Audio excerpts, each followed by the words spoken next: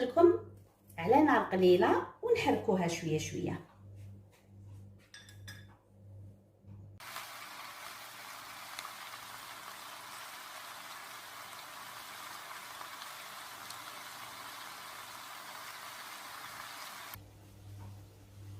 دوك هنا الطوماطيش تاعي اللي قشرتها كامل، دوك حنقطعها شوفوا مكعبات صغيره.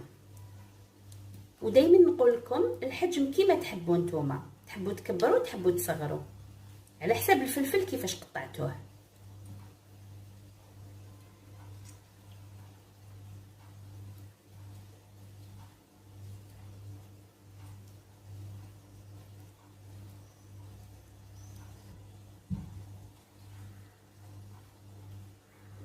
انا في هذه الاثناء الفلفل تاعي راهو بريسك طاب، غير نكمل نقطع طوماطيش